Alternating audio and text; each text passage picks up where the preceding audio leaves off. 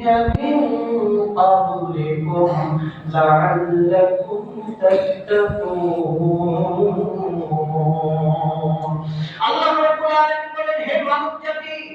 ইয়া আইয়ুহান নাস হে মানব জাতি শুধু মুসলমানদেরকে কিন্তু বলেন না কাদেরকে বলছেন পুরো মানব জাতি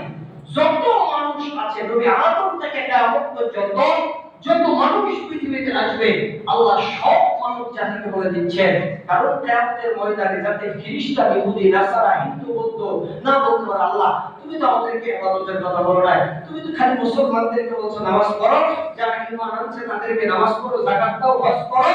আর ভালো পথে চলে এটা বলছো আমরা তো খারাপ পথে ছিলাম যার কারণে আমাদেরকে বলো না আমরা তো তোমাকে বিশ্বাস করি আমাদেরকে তো বলো না আল্লাহ পাক এই জন্য পুরো মানব জাতি বলছে বাবা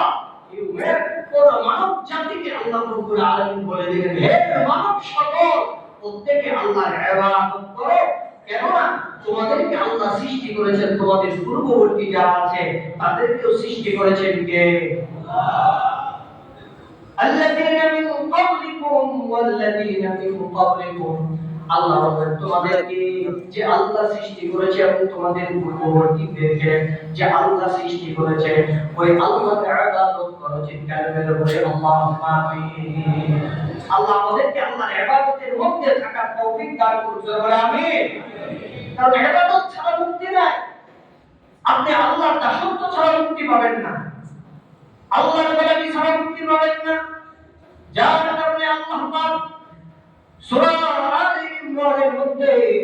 31 নম্বর আয়াতে আল্লাহ বললেন ইন কুনতুম তুহিব্বুনাল্লাহা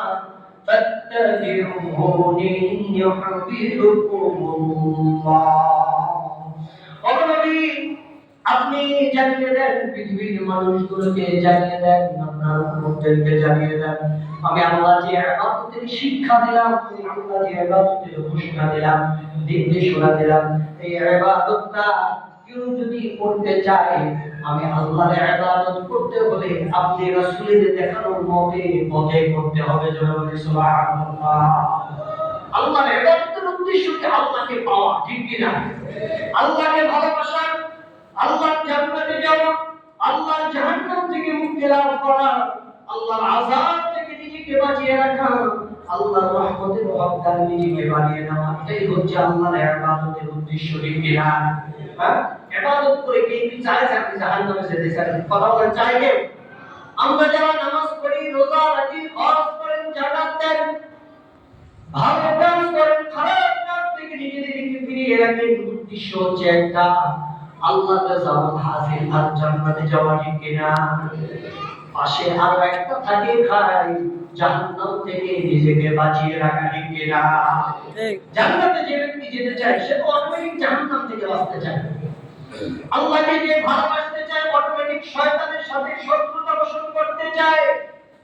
নবীকে যে ভালোবাসতে চায় শয়তানের সাথে শত্রুতা পোষণ করতে তার অটোমেটিক হয়ে যায় কারণ আল্লাহর ভালোবাসা আর শত্রু শয়তানের ভালোবাসা একত্রে হবে না আপনি আল্লাহকে ভালোবাসলে শয়তান আপনাকে শত্রু মনে করবে আল্লাহ পাক কোরআনের মধ্যে বলেছেন ইন্নাশ শাইতানা লিল-ইনসানি আদুউম মুবিন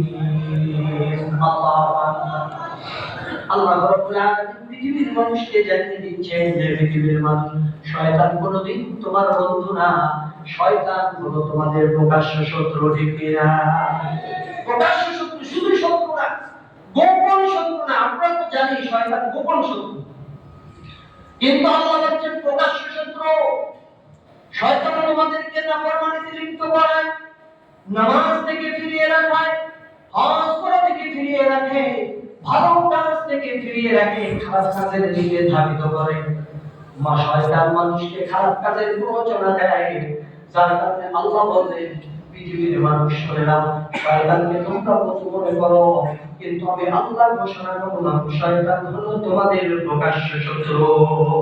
শয়তান প্রকাশ্য শত্রু আল্লাহ যদি বলেন শয়তান তোমাদের শত্রু এই কথায় কোনো সন্দেহ আছে না না কথা বলেন আছে থাকার কোনো সন্দেহ আছে মানে সন্দেহ আছে কি নাই এর সন্দেহ থাকার কোনো সুযোগ নাই